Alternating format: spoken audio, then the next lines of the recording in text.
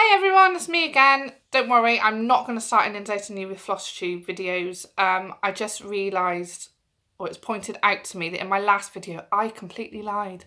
I said I was going to explain why I've got 53 whips. People are asking me, and rather... Stitching itchy nose already on my second video.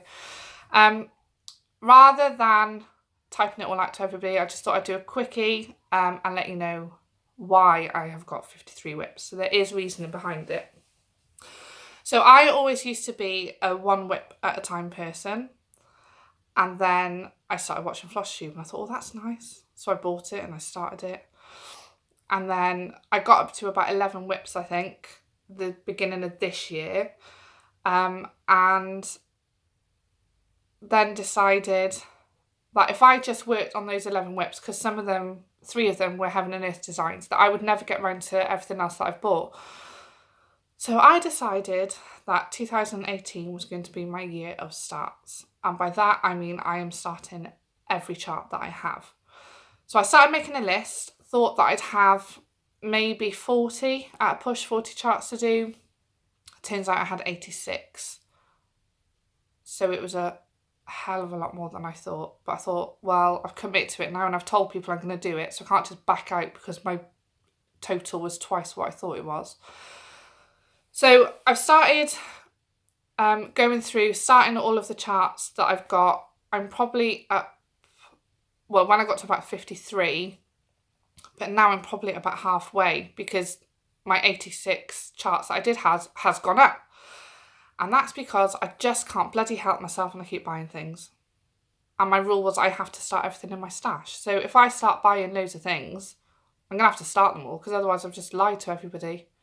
So I signed up to the Cross Stitcher magazine, get that every month, it'll come through, have a read of it, and then I think, oh, that's a nice chart, so that goes in my pile. So I think I'm probably up to about, I don't know, 120 charts now, but not forgetting that I had more than I thought last time, so I'm probably more than 120, I might be like 140 or 150, but whatever it is, I am starting them all this year. And then next year, for the whole of 2019, I'm going to allow myself 6 new starts because I don't want to ban myself completely. So for charts that I buy throughout the year, I can only have 6. And then I've just got to work on everything. So with the rotation, I've been looking at all different rotations and what other people are doing, watching Flosstube, trying to figure out what would be the best thing for me, and nothing really fit.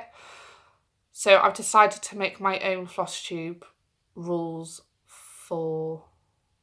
It's not Flosstube rules at all. What am I on about? My mind is racing 100 miles an hour of what I want to say, and I'm racing ahead and going on something else. What the hell was I talking about?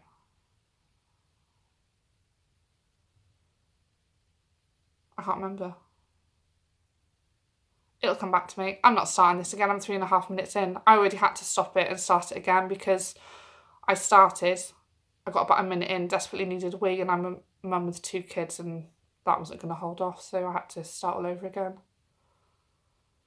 Whatever. Anyway, I'll start. Oh, my rotation. Okay, so my rotation is going to be that when I've started everything, I put it all in a list. It's not going to be a list in alphabetical order or by designer, and I'll explain why in a minute. And I promise I'll try to remember to actually explain that. But I am going to put them all in a list. My rule is I have to stitch on every single piece. I can't skip it. So if I've got ABC's Parenting by Lizzie Kate, and then I've got Gothic Cross by Heaven and Earth, and then I've got Still Life and Street by Heaven and Earth, I can't go from ABC's of Parenting to Still Life and Street. I have to stitch on every single piece. But it's really loose. So if I do ABCs of Parenting and I get bored quite quickly, so if I get bored of that and then I want to start something new and I think, oh, I really don't want to do my Gothic Cross, my rule is I have to do an hour on it. So I do an hour on it and then I put it away and I go to the next thing on my list, and that'll be Still Life and Street. That's not going to make sense to a lot of people.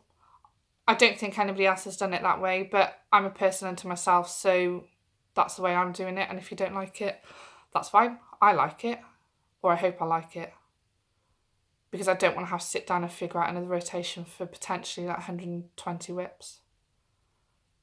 Oh, but that might go up again because I've just seen, so just cross stitch, American Flosstubers are flicking through showing their just cross stitch Christmas ornaments, their Halloween ornament magazines. I'm not really a Halloween person, but I do like Christmas charts. So I thought, oh, I wonder how much it is to have that in the UK. So it works out it's £10 a magazine. I don't know what that is in dollars, maybe $18. I'm not paying that per magazine because there might be stuff in there that I don't want to stitch.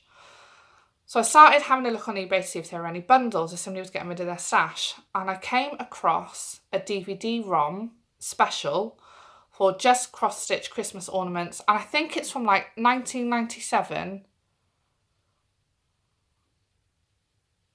I can't think when it's for. I think they were celebrating like 15 years of cross-stitch ornaments. So 1997 to whatever 15 years is after that. It's been a long day. I'm not going to try and figure that out.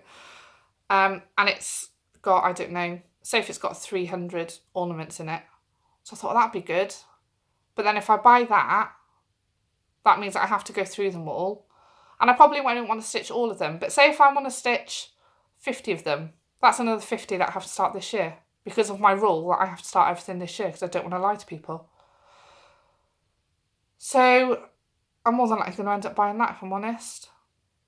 And then as I was looking at the description, it said, you know the bit that says customers who bought this also bought. So customers who also bought this also bought just cross-stitch Halloween special. So I thought, oh, well, I'm not really a Halloween-y person, but some of those pictures on the front are quite cute. So then I had a flip through, search through Google what kind of stuff is in it. I think that one, it's not as long. I don't think it's 15 years. I think it's got about 100 charts in it. But you know, if I'm going to buy the Christmas one, and then I know I'm going to be sat here and sulking because I didn't get the Halloween one, so I'm probably going to end up buying the bloody Halloween one as well. So eBay really needs to turn off that bit where they say customers who bought this also bought, because that's not helping me. That's not helping my bank. And that's certainly not going to help my year of starts this year. So yeah, that's why I'm up to 53 whips with probably another 400 to go by the end of this year. Don't know how I'm going to do it. I haven't got Ada for it all or any fabric. I'm just kind of buying that as and when it's on sale, because buying that much fabric for that many charts, well, I don't know what I'd have to start.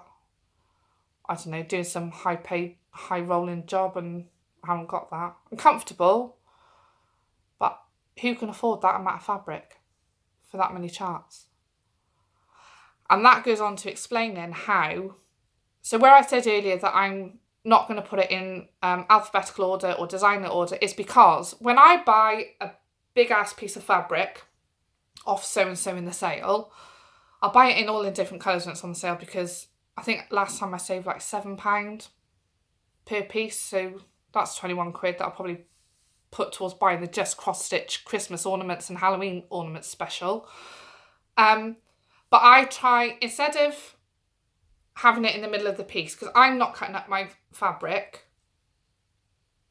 I don't know why. I just don't think I want to have loads of little bits flying around. So I just have my one big ass piece of fabric and I just pick up a few charts and I start loads on the fabric. Because a lot of them I'm probably not ever going to hang up in my house. And I can't think of anybody who would want them. I can't put them into... Like, I'd really love to do the little ornaments, but even though I can stitch, I can't sew. I cannot sew to save my life. So, as an example, when I was in high school, I did textiles as my GCSE. Thought I was the bee's knees. Thought, yeah, I can do this ball gown dress for my GCSE. How hard can it be? You follow the pattern. And then we had to go and try it on because we had to make it to measure, and I was a lot slimmer then. So I made it. Went and put it on in the toilets, got the zip up, the zip wouldn't come back down, and it was just completely and utterly buggered, because even though I was slim, really slim, I obviously thought I was a lot slimmer because I'd forgotten to leave room for the hem, so I'd ended up sewing part of the fabric that was meant to be the hem, so I had to be cut out of the fabric, and the dress was ruined and I had to start all over again. And then I think I just did a cushion. I thought, I'm not doing a dress again, can't get stuck in a cushion, I'll just do that instead. So anyway, I don't even know how I got onto that subject. Okay, so I'm going to do another Flosstube again really soon with some of my whips. In fact, maybe I should just do it now.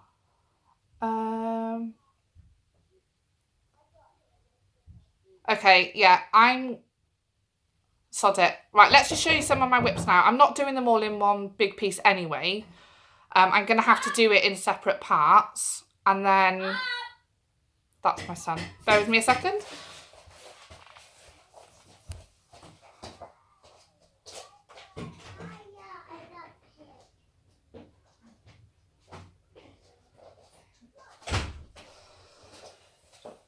Sorry about that. He's just been at his leavers party for leaving primary school, and he just got home and was screaming me through the letterbox because we've got a self-locking door. Do you want to come and quickly say hello?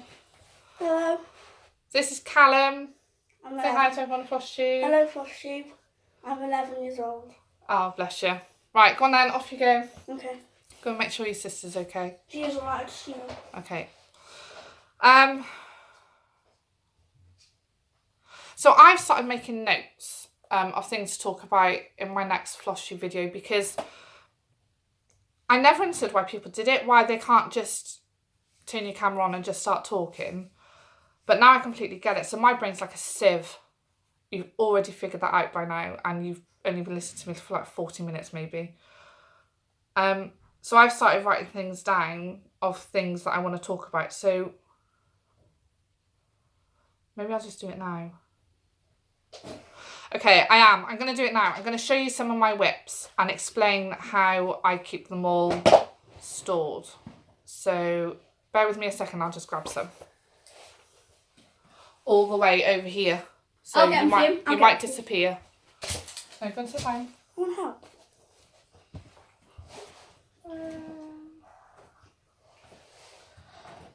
Okay.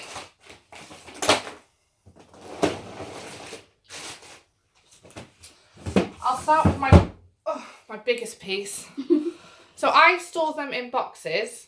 I bought 9 boxes. I really wanted to sort of figure out the way that I stored my charts and stored my patterns, and I thought I'd just have 1 box per chart. But now I've got 53 bloody whips, and I'm not fitting 53 boxes on that shelf, and these cost £5 each. I'll put that money towards cross stitching, thanks. So this one is one all on its own, but the others I've started to put in multiple projects, and then I've started putting some in envelopes as well. Okay, so this is, so you know when people say like it's a big ass project? This project defies even that because it's massive. So I tend to stitch on this in winter because I use it as a blanket to help me keep me warm. If I sit here in the summer, like we've just been experiencing a heat wave, if I try and sit this and I've got all the fabric over me, I'm going to be sweltering and sweating all over it, and I'm not doing that. I've worked on it far too long. So the piece I am working on is Still Life and Street by MC Escher. Okay, so this is it. So I really like this because it kind of represented all different things that I like. So I like reading books. So I love all of the books here. Playing cards. Everybody as kids play cards. I've got really fond memories of playing cards when I was in 6th form and skiving off lessons. And I just like the way that the books, you can't tell. So this here looks like it's a table and there's books on the table. And then you've just got this in the background. But if you look even closer, there's no edge to the table. So actually this is like a 2-way, you can look at it 2 different ways. Either there's a table with books on it with this in the background, or are the books acting as like bookends and holding up the buildings. And there's like somebody hanging out their washing there, which is really cute. And also, another reason, I'll be completely honest, another reason I did this is because I started my Gothic cross, which has 89 or 90 colours or some absurd amount for something that looks so blue. And I wanted something that was a little bit easier and less colours, and this only has 11. So you know when I say that I stitched this because I really like the way that it's a lie. It's completely not a lie. I realised that after. I only picked it because it's got 11 colours and I just needed a break from the amount of colours I was doing. And then when I started looking into it and thinking, oh, actually, that's really cool. Like, how does the bookends look for the building? So, yeah, I'm doing that. And I am doing that. So I couldn't find a piece of fabric big enough online. Luckily, we've got a shop here. It's a wool shop, but she sells Ada. So I went down to her and said, look, I need a piece this big. And she goes, oh, what are you working on? I said, well, the piece is going to take up the whole chart. So she thinks I'm absolutely mental and gave me a discount on my fabric, which comes off the roll, because it's just so big. So I wasn't going to work on 14 count because the roll wasn't big enough. So we all know why I don't like 18 count. I said, I'm never stitching on that again. So I went for 16 count. But that still means that the fabric is absolutely huge. So I'm going to have to stand up for this to show you. And I don't even know, even if I stand up and step back, I don't know if I'm going to get all of this in. But I will try my hardest. Mind the knees clicking. I'm 32, so getting on now. Okay. I bloody knew I wasn't going to get it all in. Okay, anyway, you get the idea of just how big this is. So I am 5'9", and if I hold my fabric on the floor, literally on the floor, it comes up to my nose. So what's that? 5'5" maybe? 5'5" in height? And there's not far. It's quite wide. And then again, I wasn't going to grid all of this. So somebody's going to shout at me and be angry and probably unsubscribe because I'm telling you this, but I grid it in pencil. Let me try and show you where I've done it. Ha. You see that? I don't need anything technical. Just a normal child's HB pencil. And that works fine because all of this is grey. You can't see the grid lines. Tell me you can see the grid lines in there where I've done it. You can't. So, yeah, if you want a normal HB pencil, fancy that for your gridding. Probably £1 for 50 of them in your local pound shop. So that's the biggest piece. The biggest piece I'm working on. I would never work on a piece this big again, but I've started it and I'm so far in. Look, I couldn't even be bothered to hem it because I just wanted to start. So I'm really going to have to sort that out. There we go. Yeah, I'm not doing a piece this big again. When it's done, I was going to hang it up here above my mantelpiece, but when I've measured it, that's too small.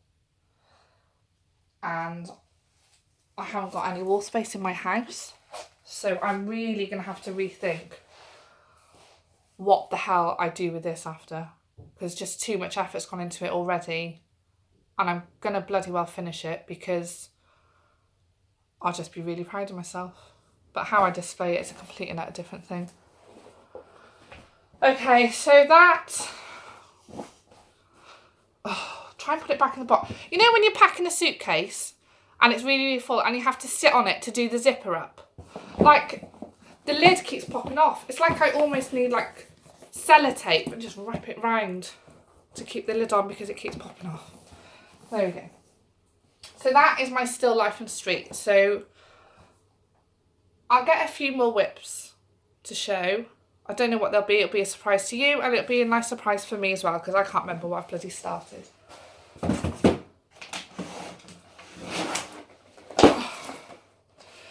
So you know when I was saying about the boxes and I didn't want to get 53 of them, I started getting these. Cheap as anything off Amazon. Does the job fine. But look at the box that my sister got me for Christmas to put them all in. Do you see it? Love it. So now that sits on my shelves here and my stitching spot is there so I can see it. I can see them all. So let's randomly pick one. Out of all of these, let's go with... Well, let's start here. We'll start at the back. We'll do this one. Okay, so I don't know what's in it. So I don't know if the chart is in it because I can't remember. I'm not that well organised. But we'll give it a go.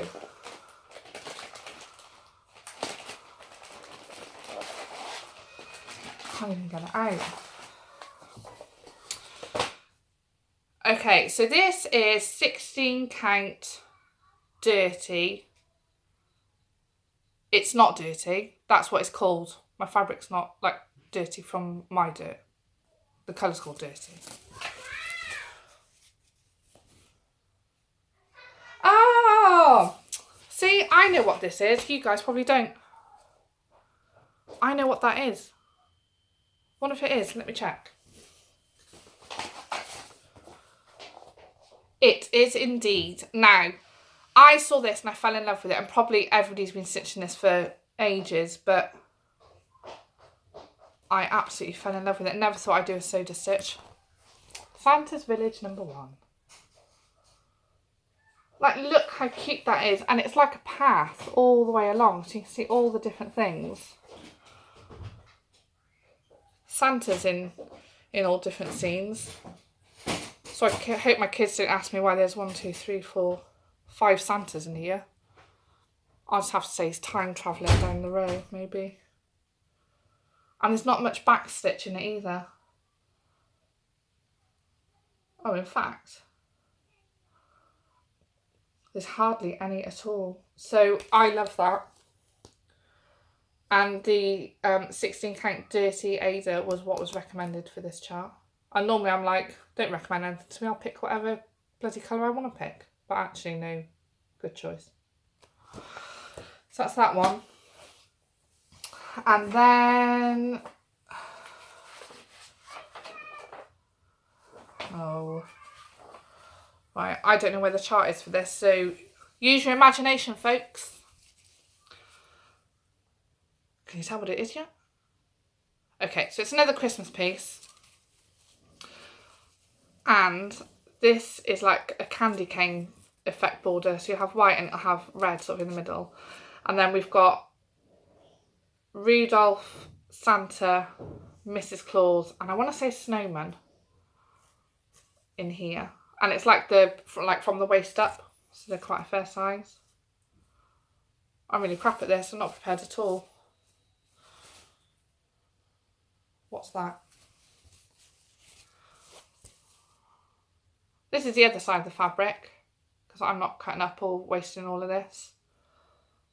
See if I got that. Oh, okay.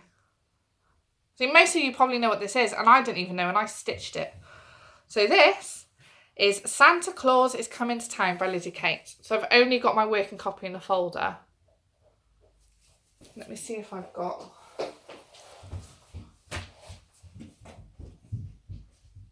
Oh, I don't know where it is.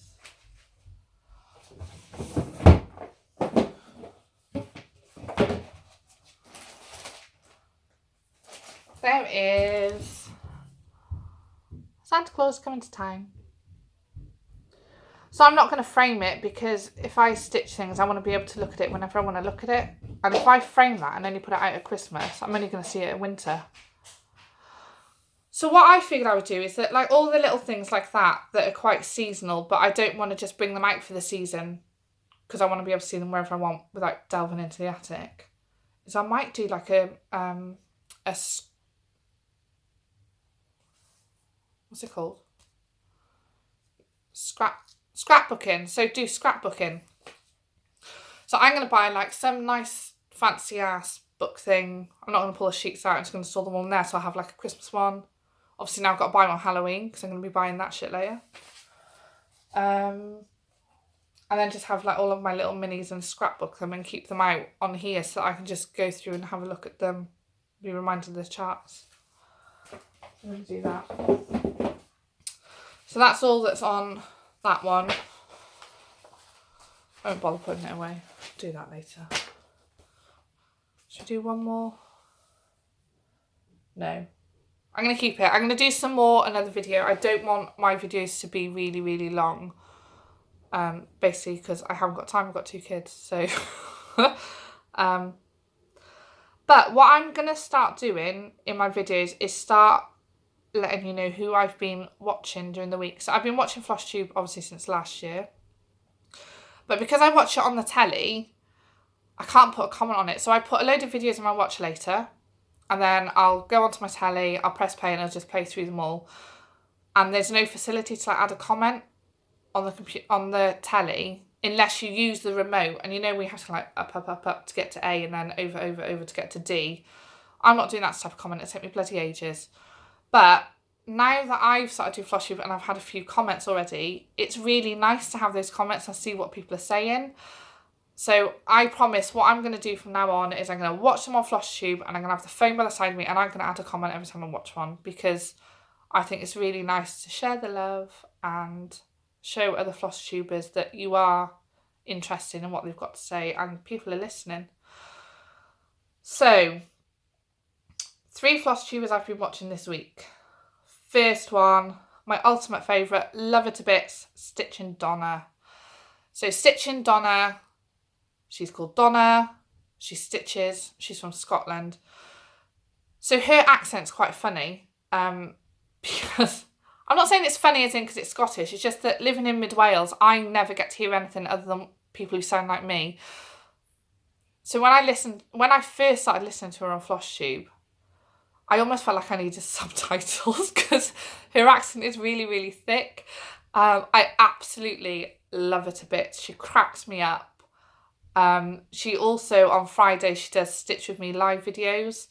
So that's really good. I don't really get a lot of stitching with her done at all because most of the time I'm commenting all the time, making wise ass jokes. But she's amazing. Go and check her out. The next one is Andrea Stitches in Colorado. Now, there's not going to be a single person who doesn't know who that is. She's absolutely incredible. I like the fact that she's no bullshit. She says it how it is when it comes to her kids because you have so many people who say, I can't wait for the summer holidays. I want to spend all of my time with my kids. We're going to create some amazing memories together and aren't they fantastic and look at our wonderful days. That isn't reality, is it? So you're lying to yourself. You're not just lying to everyone else, you're lying to yourself. Reality is, kids can drive you... Well, I say can. Kids drive you nuts. So, yeah, I look forward to the summer holidays, but only because I don't have to incorporate a school run into my day, because that saves me some time. And I do enjoy spending time with my kids. I do. I'm not saying that they're a pain in the ass all the time, but quite a lot of the time. But we've got some amazing little trips and that together and going to really enjoy them. And there's going to be lows because there always is because I'm a real mum. And I know that everything's not perfect all the time. And she's exactly the same. Like, she doesn't mince. She's not one of these mums that says, everything is fantastic in my life, look at me, I'm a wonderful mother. Because you can't have a perfect mum. It doesn't exist. We all make mistakes. So just keep it real. And just admit that your kids piss you off sometimes. It's fine. My kids piss me off sometimes. Doesn't mean I love them any less. So she's great. Go and check her out. Really, really funny. Right. This one, I'm going to miss off the last part of the Flosstube name. I'll explain why. So, Stitching in Sound Kyle. Your surname, I cannot get my head around. I have watched your video 312 times to try and figure out that little snippet of saying your surname. I started practicing on my own and I can't get the hang of it. So I'm just going to call you Stitching in Sound Kyle R. I'm really sorry, it's not disrespectful. I've got an easy to pronounce surname. Nobody can ever bugger me up. But I don't want to say it and completely fluff it up, so I'm just not going to say it at all. I'm sorry. But he is just so funny. So he's really new to Flosstube. And he put a post up on Stitch Mania saying, you know, here goes nothing. I'm a little awkward, but, you know, hopefully I'll get into it. And I like that he was honest to say that he was nervous. So I went straight onto his video and I fell in love with him within about 20 seconds of watching his first Flosstube video, and now I get so excited when I see that he's uploaded another one, because he's just so funny. You know, like you always have that one friend who's like the clown, like the group clown. I imagine that's what he'd be, and like I need a friendly clown in my life. I'm not calling you a clown. That sounds like I'm slagging you off. I'm not. It's a really good thing. I promise, Kyle, it's amazing. You just crack me up. And like if you lived in the UK, and even if you lived in my town, I'd want to be around you all the time because you're just amazing. So keep doing what you're doing. I know you're really nervous with your Flosstube videos. You are doing amazing. And don't change a thing. So if people are going to go and check him out, yes, he swears. I swear. There's quite a lot of people that swear. We're all adults. But why should we, if that's what we do, if we crack jokes and we swear in real life, is why would we change that for Flosstube? Because Flosstube, as much as I want people to enjoy my videos, Flosstube is also for me, and I'm not going to pretend to be something I'm not. And he doesn't do that either. So it's incredible. So just keep going. You're doing well.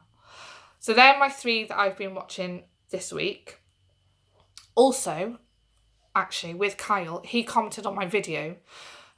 So, you know, like when you hear that a celebrity's in your town and you're looking out for them all the time. And so I thought, I'm putting up this Flosstube video, and there might be people like commenting on it who are well-known Flosstubers, and they are. But I'm so far behind with Flosstube, like 2 years maybe, that there's a lot that I don't know by name. But him I recognise because it's his surname, so I know I don't know how to say it. And he commented on it, and I was like starstruck. So I was straight on the phone to my mum. Mum, a Flosstuber's commented on my video, and he's amazing. He's really, really funny. And he's from America. He's not even from Wales. Like, look at me. I'm pushing the boundaries. I'm getting to know people in different countries by watching their videos.